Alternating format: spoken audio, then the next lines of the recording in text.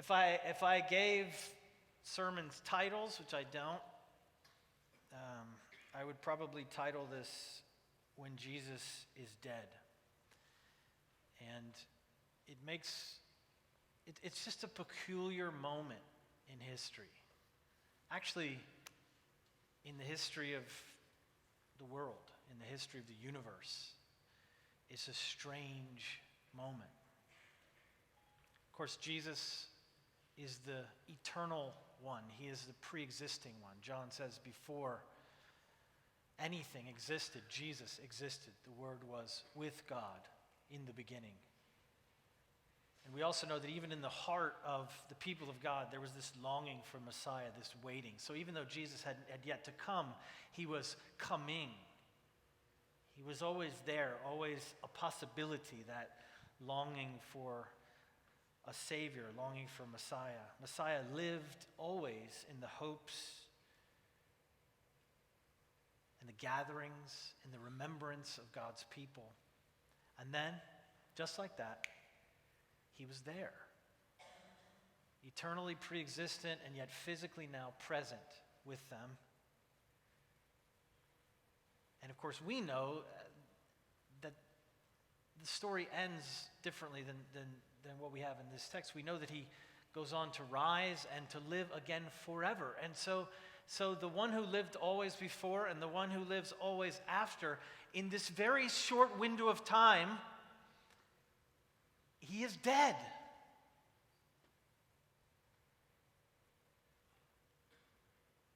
The hopes, the dreams, the expectations, they are gone. He is not real. He is not alive. He is not what we hoped for, not what we dreamed about, not what we imagined. He is gone. He is silent, silenced. And the universe, almost it seems, is left with this staggering abandonment.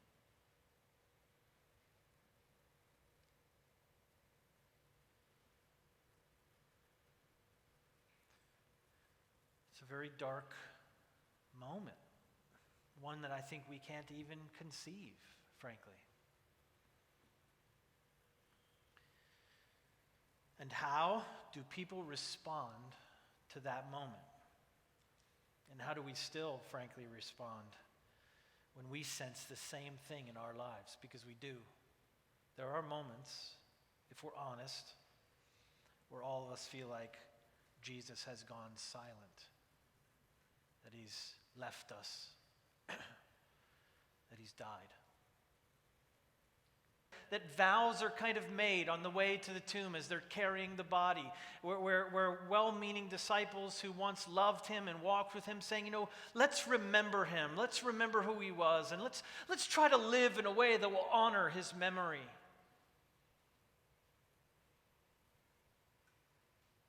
Let's do things that he would have wanted, or let's say what he would have wanted to say, or let's carry on his legacy. Let's honor his memory. Let's try to remember his teaching and retell it to our kids and to others. To hold on to him in our hearts or some such sentimentality as that. But it's still, as kind as that seems, as generous as that seems, it's still an interaction with someone who's dead. I know a lot of people who claim to be Christian, and this is their primary way of interacting with Jesus, as someone who is long dead, as someone who is not actually a living person in their lives, but someone they respect, and someone they remember, and maybe even in some sort of gesture of virtue, someone they try to emulate. And then there's another option, not just to remember him, but there's another option offered here, which is sort of implied. And the option is to fake it. Something here is being said about sealing the tomb. We need to seal the tomb, not because they believe that he'll rise, but because they know the idea of resurrection is a dangerous idea. And after all, he did make that claim, and so his enemies steel themselves against the fakers. They prepare themselves for the possibility that people will try to simulate a resurrection. Exploit his memory somehow. His enemies watch for his disciples to come and steal the body and play miracle, falsify and fake a miracle, fabricate the miraculous. And we do that too.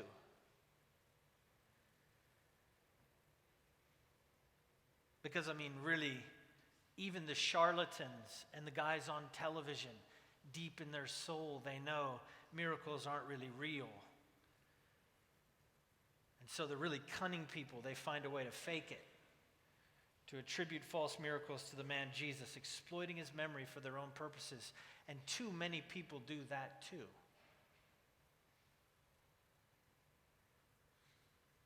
I almost can see it in the eyes of the faking person. Getting themselves all worked up, putting on some sort of theater or drama so that everyone believes that they believe, but actually they don't. Or there's the possibility of doing what the disciples are doing right now. The disciples, you say, Brian, they're not even in the story. Exactly. In other words, what the disciples are doing is hiding. They are absent from the story because they're not really doing anything in the story. Nothing actually that we know of. Actually, all we can see that they're doing is hiding, licking their wounds, feeling sorry for themselves, feeling sorry maybe for Jesus, or just generally being depressed, sitting on their hands and doing nothing. All of these tactics are tactics for dealing with a dead God. It's what we do when we believe that God has died. We either try to soldier on and play like we once believed, or we fake it, maybe in some good place in our heart, thinking maybe that'll regenerate some sort of belief again in our hearts, or we just hide because we're a little embarrassed that we used to believe so strongly in something we have trouble believing in anymore. But in all of that, in all of those tactics, at least in this moment, the world was stirring. And Jesus was not actually silent. He was at work. Creeds and one particular text in the book of Peter tells us that Jesus was actually in hell in this moment, demanding back the dead, and death itself was in the throes of dying. So very much was actually happening while the world thought he was gone. And sometimes in our lives it does seem like Jesus has died again. Sometimes it does seem like he's gone limp or silent or cold and left us alone and abandoned. If we're honest, we all have had that experience. And so maybe in some ways that's exactly what he does. He does go silent from time to time in our lives, because this little pattern is something I've seen in my own life. And there are, I think, for me, and maybe for you too, moments where I'm tempted to hide in the embarrassment of once having believed. We'll call those the cowards. To do nothing. Maybe there's also that, to just be sad at the loss of something. Or to fake it. We'll call them the frauds.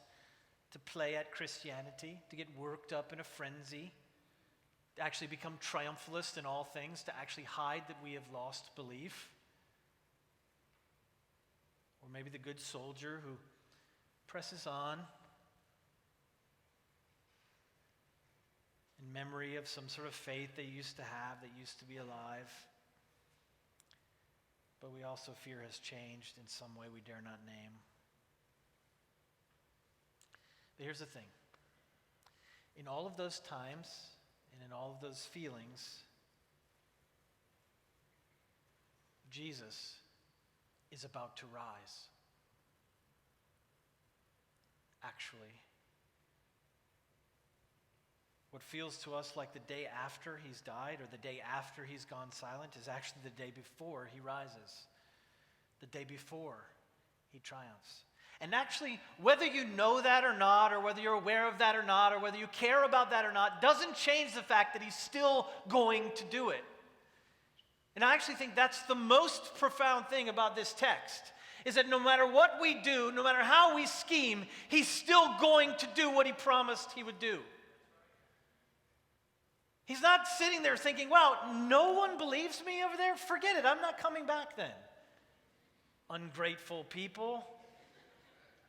I was going to, but now I'm not going to because no one believes in me.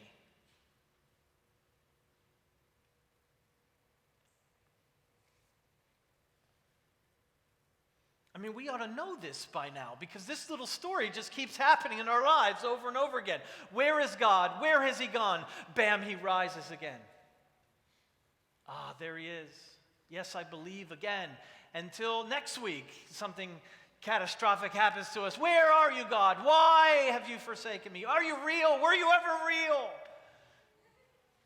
And then he rises again in our lives. Ah, there you are. Yeah, how could I have ever doubted you? Of course you're true. Of course you're real. Until next week.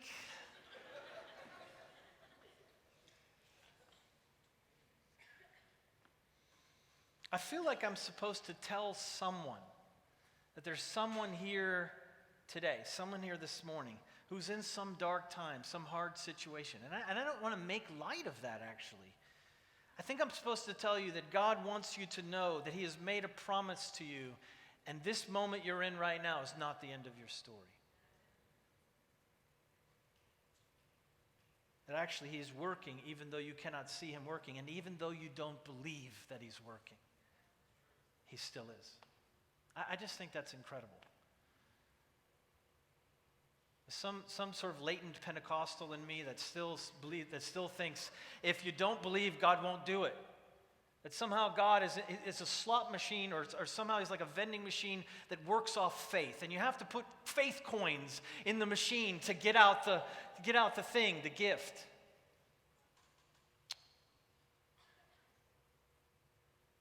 And if that's true, Jesus doesn't rise, because there is no faith for it here, is there? But he rises anyway because, you know why? Because he said that he would. I just think God is operating on his own reasons more often than we realize.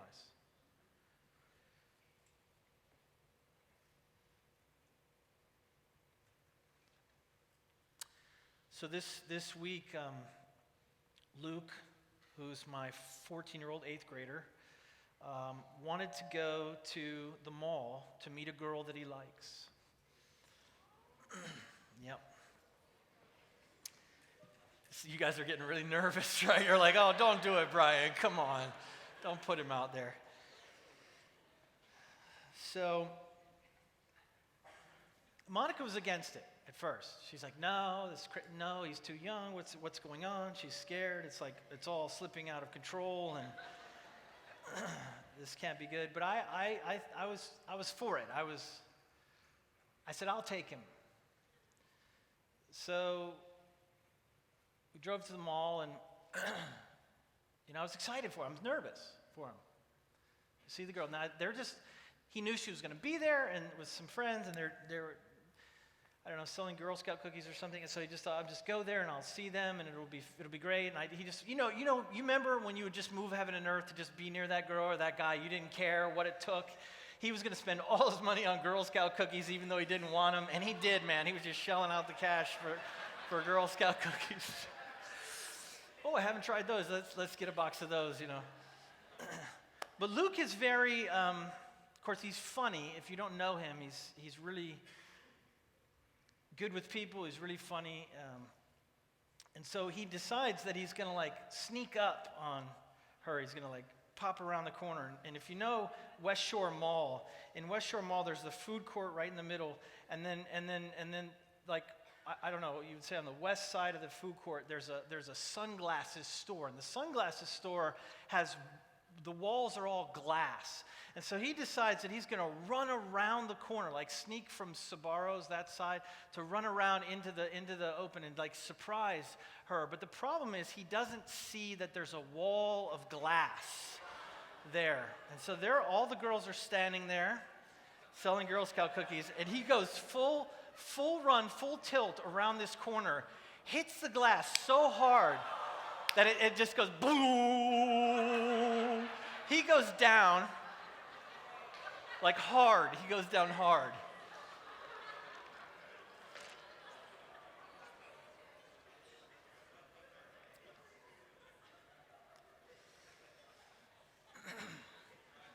He gets up. He's like so dazed. I mean, he has like a mild concussion or something. And he's just looking at her. And the girl looks at him. She's like, Luke, you're bleeding. He's bleeding out of his nose, his mouth. This is not a good start.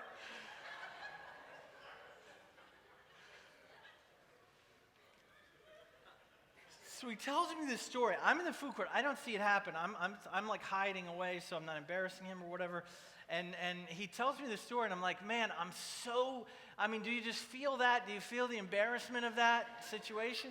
I just feel so bad for him. And I'm like, Luke, oh my gosh, what did you do? How did you handle it? How did you feel? You know what? And you know what he said to me? I just think it's really remarkable. He's like, it's okay. It didn't bother me.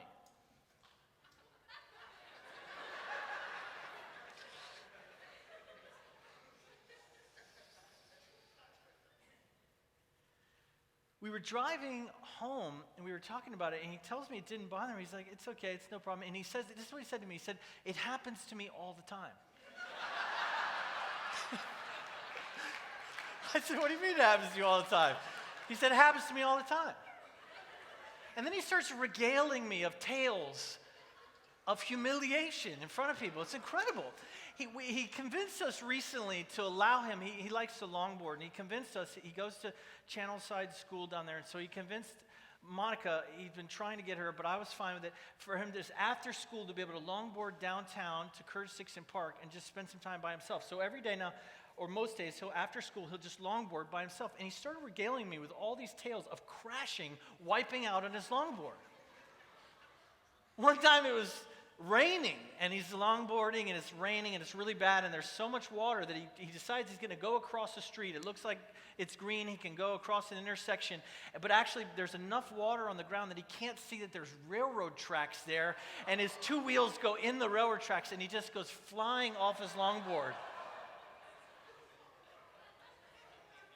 He tells me another time, he said he was going full speed. He sees this group of women, girls, and he looks over, and of course he's like, Dad, I had to look over. So he looked over, and in looking over, he clips the side of the curb and goes flying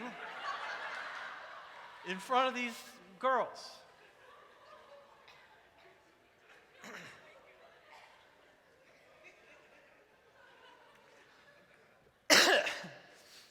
And he said something to me that struck me as both profound and important for him as he grows into the real challenges of adulthood, but also for us. You know what he said? Because I was like, dang, Luke, wow. He said, Dad, this is what he said. He said, I've learned to roll. He said, I've just learned to roll. It's like a skill you have to have if you're going to wipe out a lot.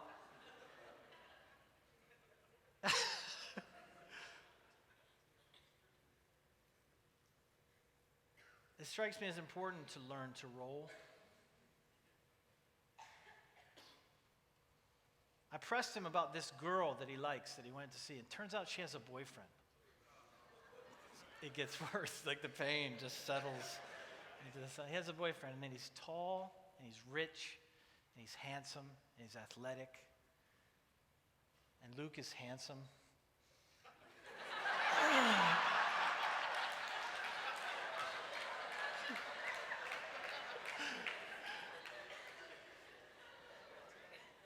And so I was like, once he told me that, I was like, oh, man, I'm so sorry. Like, oh, brutal. You know what he said? He said, it's okay. That guy won't last. And I'm going to be there when he's gone.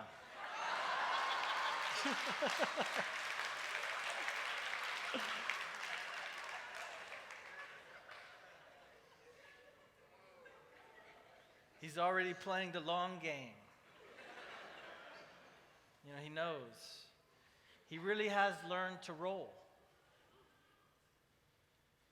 And somewhere deep inside himself, in the parts that listen to God and that have been shaped by this story, the story of resurrection, he knows that it's not over until God says it's over. He knows that the story isn't over yet. That one episode does not make the whole story. Like he knows that. And I'm a storyteller. It's a part of who I am. It's part of how I see the world. And to some degree, it always seems to affect my life. Everything that happens to me in one way or another, at least to my mind, to my psyche, is a story to be told. And so I always question when something happens in my own life. I always ask myself, I think to myself, where am I in the story? Is this story done yet? Is it ready to be told? Is this the end? Or are we still building to some triumphant climax? And guys, listen very carefully to me. Sometimes news of disaster is just a plot point in a better story. Sometimes the worst things that are happening to us are just going to make the ending that much better. The burial of Jesus means that we see the dark times as the middle of the story, not the end of the story. Drew and I saw this riveting movie called Whiplash, which is about a jazz drummer who gets drummer boot camp or something, and he's just beaten down by this teacher. And I won't go into detail about the movie. It was definitely edge of your seat kind of stuff, overwhelmingly powerful, and actually not even good in any sense of the word good, just riveting, totally sucked into it. And then it ends, I won't spoil it for you, but it ends in a very unsatisfying way. And we're both just looking at each other like we had been through some sort of trauma watching this movie. And we walk out in silence. You ever done that? Walk out of a movie just in silence? Like you don't want to talk to your friends or anything. We're just looking at each other, and then we're trying to process it. And the truth is, I think what we're feeling is that how it ends? There's that kind of movie, that kind of story, which is somehow wrong, and it's wrong because it ends wrong. Because we're Christian, and being Christian isn't just something that we add to our resume. It changes us. It changes the way we see the world, because we are the people of the resurrection. We're the people who that story is now as a template placed upon the story of our lives. In everything that we experience, in everything that we see, in everything that we taste and feel and touch, that story is placed upon us. And I'm changed by the story of resurrection because I believe that it's true, and I believe even more importantly that it's true for me. And I cannot suffer a story with a bad ending. It's wrong. It's like the art is crooked in it. The storyteller has failed because they have failed to retell the only story that matters to human beings, which is the story of redemption and renewal and resurrection. Every story in our lives, every story that we tell, and every story that happens to us must be a way to recapture that. And it is, if your life story is being told by God, being manipulated by the finger of God. Now, don't get me wrong. I'm not saying that because Jesus is in your life, you're always going to win, or you're always going to get the girl, or you're always going to get the promotion, or you're always going to get that loan, or you're always going to get the benefit of the doubt when the police pulls you over. Because you're not. Jesus is not a good luck charm. He does not actually offer us prosperity in this life. We will crash. That is what he promised us. You will wipe out in this life. But he'll teach you how to roll. And what he promises, and this is the most important thing I need to say, what he actually promises us is goodness. A life that is good. I can't help but think of Romans 8, and I keep putting that onto this text all week as I've thought about it.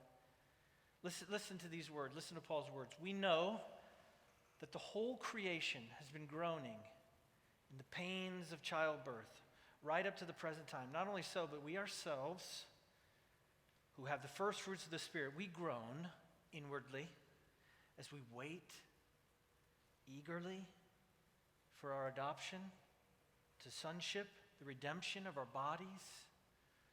For in this hope we were saved. But hope that is seen is no hope at all. Who hopes for what they already have? But if we hope for what we do not yet have, we wait for it patiently. This is a description of people who stand by the buried Jesus. And he goes on, this is what he says. And we know that in all things, God works for the good of those who love him and who have been called according to his purpose. The good. Listen to what he's saying. Groans, pains, waiting, that's our promise. For what? For ultimately the end of the story, which is adoption, redemption, salvation. But in all things, listen to how profound that is. In all things, in the groans and in the redemption, in all things, good. The promise of good. That even when we suffer, even when we are in pain, even when we long for something that has not yet come, God can make it good. But not fun. And there's the problem.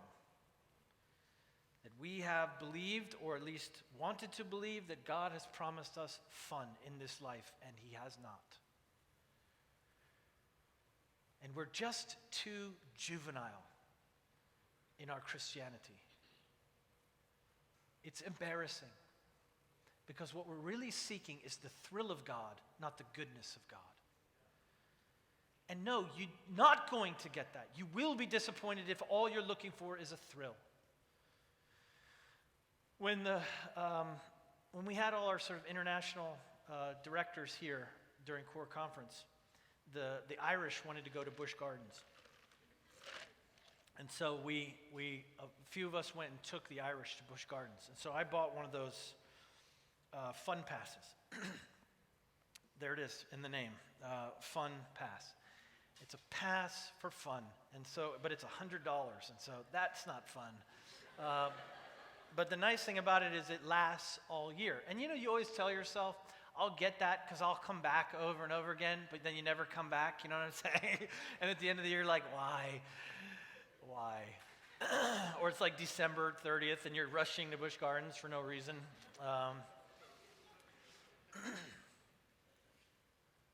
So I decide I'm going to go again. And even when we were there, it's funny because Adam, one of the guys who had come with the Irish team, did not want to do the really scary rides. And what's the one now, the new one they drop? What's that called? The Falcon thing? Yeah. I mean, that is like, I didn't think it was a big deal. A couple of them didn't want to do it. Wendy didn't want to do it. Adam didn't want to do it. But I was like, come on, peer pressure, you know, we get them on there, don't be a wuss, and let's go. And we get in it, and has anyone been on it? Who's been on that thing? And you go up in it, it goes straight up. It must be 10 stories high. I don't know what it is. It's ridiculous.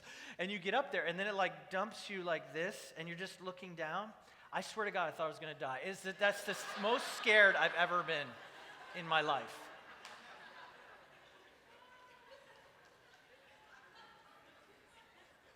And I'm not squeamish on rides or anything like that, but I was like, it just gets higher and higher, and you're kind of like, oh, this is cool, this is not cool. This is horrifying. And then it dumps you like this, and then it drops you. who was sitting next to me, Adam is screaming at the top of his lungs, "This is horrible."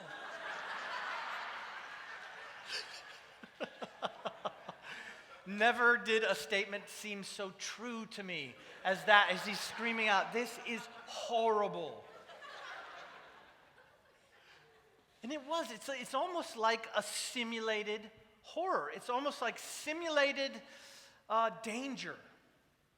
So that somehow we can strap ourselves in, and for 30 seconds we can experience the thrill of real threat and real potential loss, but know that it will come out in the end okay, with the hair blown back and a little glaze in the eye and a little headache. But I decided, because I have this fun pass, I decided that I was going to go back by myself on a retreat. I just thought that would be an interesting experience. And so I took a day where I wanted to spend some time in prayer and writing and reading. And so I just thought, I'm going to go to Busch Gardens, because they call it gardens for a reason. There must be some gardens there somewhere, I thought. So I spent the day at Busch Gardens, and I didn't ride any of the rides. And it was an experience, actually. I think it gave me this sort of perspective that I'd never had before. Like, I could see the park in a different way. I could see what was around me. I mean, normally when you get to Busch Gardens, you get the map and you open it up, and what do? You look at the rides. You look at the thrills that it offers you. And actually, when do you feel like you're done with the park? When you've hit all the rides, all the thrills. And so I thought, let me see what it's like to do the exact opposite of that, to actually avoid all of the rides and just see what else is there. As it turns out, Busch Gardens is actually one of the largest zoos in North America. There's 12,000 animals at Busch Gardens, 250 species. Different species of animals. Turns out that the best and most extraordinary thing at that place is not the rides. It's the created world. But it is possible, because I think we've all done it, I've done it, to go there over and over and miss that, because those things are hidden by the thrills that tower over them. They tower over our perception, even. I stopped at the tiger exhibit, and I just sat there. I don't know if you've ever done this, really looked at these things, these tigers, and there is a white tiger there. So I just felt a connection to the white tiger. And we sat together, me and the white tiger.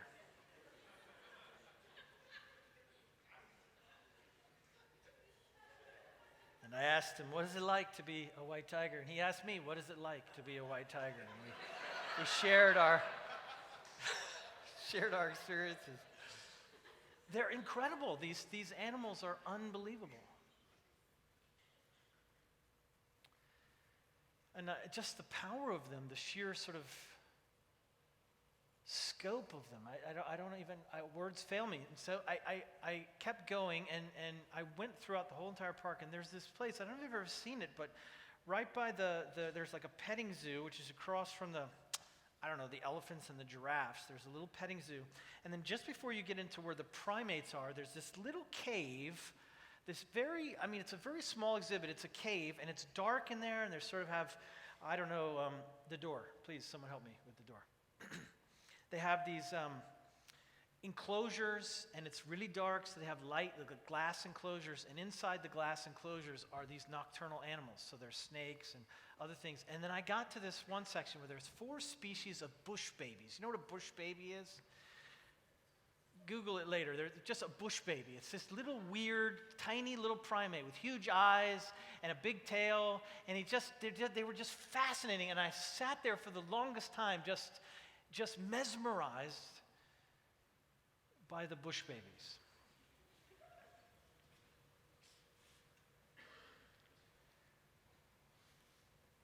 I waited in no line. There was no one even in the exhibit. No one. The park was full, and there wasn't a person there with me. And I think it was at that moment, alone to myself, that I could see the folly of it all. That people are out there waiting in 30-minute lines for a 30-second thrill.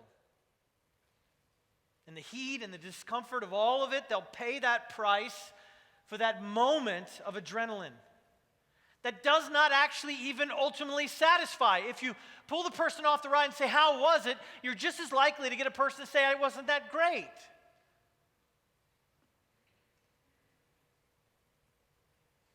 It ultimately doesn't even satisfy anyway. It consumes us, but it doesn't satisfy us.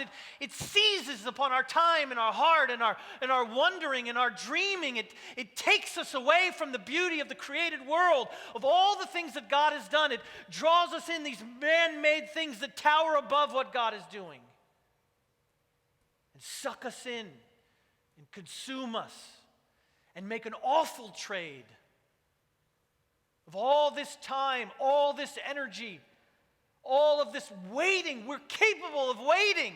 We're capable of patience. We just wait for the wrong thing. We're patient for the wrong thing. How long will we wait for our pornography to download? How long will we wait for the vindication to say that cutting word back to the person that's wronged us? How long will we wait for the lusts of the eyes to satisfy our pride? And when it comes time to wait even a day for God, it's not in us. And yet that's our redemption, you see. It's in the waiting, actually.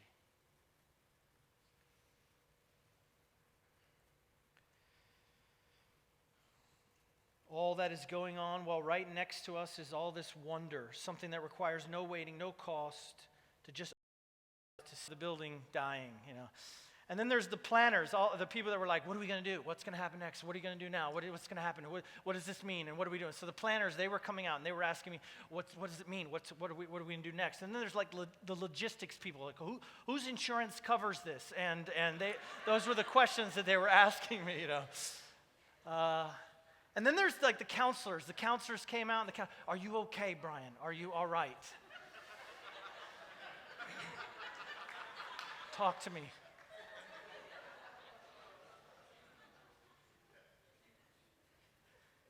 And of course I'm okay, because I did not get a hole in me. I wasn't about to fall over. We weren't. The underground in St. Petersburg was not about to fall over. It did not have a sinkhole or anything like that. Just a place that we rented got a hole in it and a sinkhole in it. So let's put it in perspective. I was okay. I really am okay.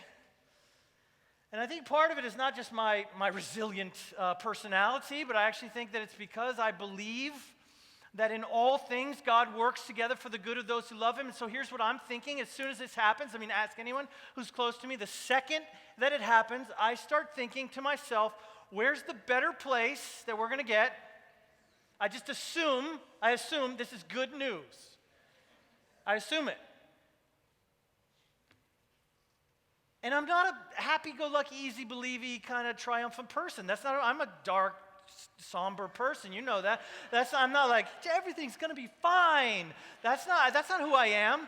But I believe this at some deeper level, that this must be good. The trick is how. I have no idea. It's not readily clear how this is good for us. It's not readily clear all the hours and money I spent to prepare the building, which is now gone, which is now fallen into a hole, literally fallen into a hole. But it doesn't bother me because I know. And this is how Paul says it. We know that in all things, including this thing, including the thing you're going through right now, in all things, He has promised us goodness. Something good will come of it. I know it.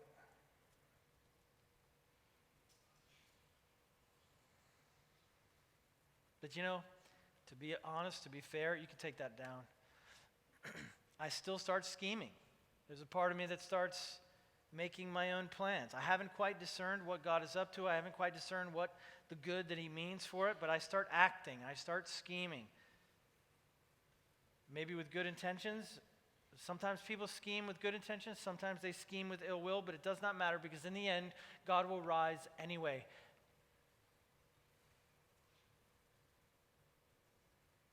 Because the guards we set and the seals we fasten cannot hold him. It cannot stop him from what he has planned and what he has promised to do. God will prevail no matter what human beings do. No matter what I do, no matter what the city does, no matter what the owner of that building does, no matter what anybody does, God will prevail. His work will prevail in us. And by the way, can I just self-disclose for a second? I don't like this message. I'm an activist. You're activists. I would rather tell you to do something. This is the opposite of that. This is saying you can't do anything. Don't do anything. What a horrible message for activists. I hate this so much. God. And yet it may be the most important, most overarching truth that activists must live in, which is in the end, God will prevail over everything, what we do or what we don't do, our activism or our lack of activism. In the end, he will prevail. His plans will prevail.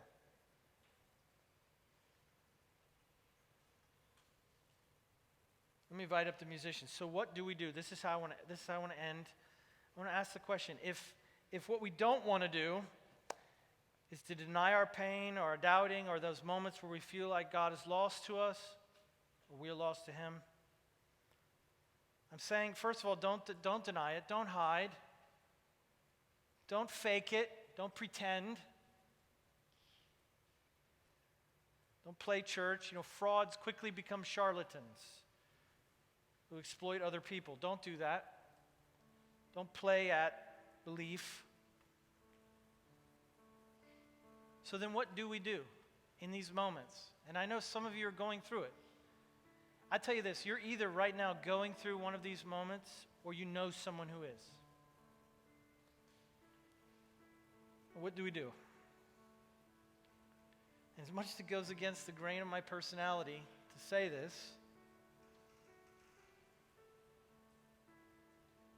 it is to wait, to hope, and to believe. I was thinking about that beautiful story where Jesus is invited by a guy named Jairus, who his daughter is dying. And he beckons, he beseeches Jesus to come and to see and to lay his hands upon his daughter to save her life. This is in Mark 5. And the way Mark puts it, he says, while Jesus was still speaking, some people came from the house of Jairus, and they said, your daughter is dead. Why bother the teacher anymore? It's not just that, you see, when his daughter dies, Jesus dies. When his daughter dies, his hope in Jesus dies. When his daughter dies, his need for Jesus dies. When his daughter dies, his belief in Jesus dies with her. And that's why everyone says, why bother him anymore? What difference does it make? And overhearing, this is the way Mark puts it, and overhearing what they said, Jesus told him, and this is what I think he wants you to hear this morning. He told him, do not fear, only believe. That is stuck in my head. Only believe. Only, hey, activists, only believe. Workers, only believe. Teachers, only believe. Do not fear, only believe. And leave the rest somehow to him. There are these two women in the text, aren't there? And all we see is these two Marys who sit at the tomb, and they are waiting. And as always, they're overlooked somehow. Because even though the disciples are hiding, and even though the enemies of God are scheming, and the do-gooders are doing their good, there are two women, at least two that we know of, that are waiting. Sitting at the tomb, waiting. And this is our call this morning. They're believing. They're only believing. It's all they can do. It's all they have to do. And it's the most powerful thing they can do. I'm making a call this morning for belief, for trust, in the midst of whatever hard you're going through. Before we come to the table, I want to read you this short text. Some people who are interceding this morning for this moment right now for you and for me, I think it was actually Evie who sent me this text. She just said Psalm 27. So I looked at Psalm 27, and I want to read it to you. I just got it before I walked up here, but I want to read it to you because I think it's exactly what God would say to us right now, exactly what our hearts should pray as we come to the table. Psalm 27 says, "The Lord is my light and my salvation. Whom shall I fear? The Lord is the stronghold of my life. Of whom shall I be afraid? And when the wicked advance against me to devour me, it is my enemies and my foes who will stumble and fall because I've learned to roll. And though any army besiege me, my heart will not fear. And though war break out against me, even then I will be confident. One thing I ask of the Lord, the only thing I seek, that I may dwell in the house of the Lord all of the days of my life, to gaze upon the beauty of the Lord and to seek Him in His temple. For in the day of trouble He will keep me safe in His dwelling. He will hide me in the shelter of His sacred tent and set me high upon a rock." And the psalmist closes with this thought: I remain confident in this. I will see the goodness of the Lord in the land of the living. Wait for the Lord. Be strong and take heart and wait for the Lord. Will you bow your heads with me? God, it seems wrong to ask you for the power and the patience to wait. Always we feel like we must do something for you, go somewhere, say something. And I know often that is what obedience looks like, but maybe this morning you're just saying to those of us that are activists that the most important thing we can learn to do is to wait upon you. To know that this is the day before you rise. The day before you come, the day before you make good on your promise. And what we need more than anything is to steel ourselves against the doubts and the fears that come rushing in when we wait. And I know somebody today, God needs you to wash away that fear. They need you to rekindle the fire of faith and trust inside them, to believe again in you. To believe that this is not the end of the story, but it is the middle of their story. And that you are hard at work for them in a way, in a place they cannot see. Holy Spirit, right now, would you do that sacred work, that impossible work, that tomb work?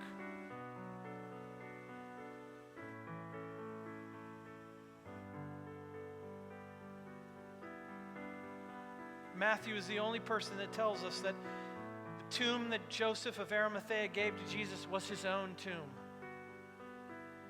It was a tomb that had his name on it. And he laid the body of Jesus in a tomb which had been labeled for Joseph. And out there somewhere there is a tomb with my name on it. And out there somewhere there is a tomb with your name on it. And we can allow Jesus to lay down in that tomb and transform that place, no longer into a place of decay and into a place of death, but into a place of life and renewal and redemption. Jesus can lay down in the tomb with your name on it and rise again for you.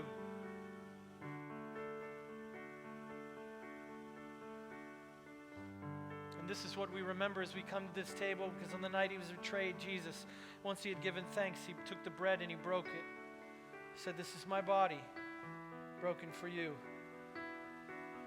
Eat it to remember me."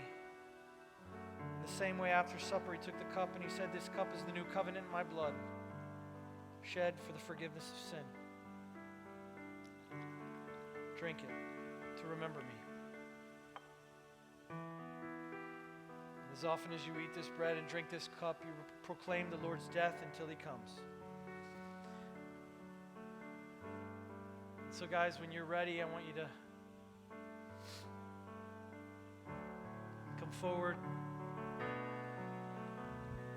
and take again from this table. This is the body and blood of Jesus given for you.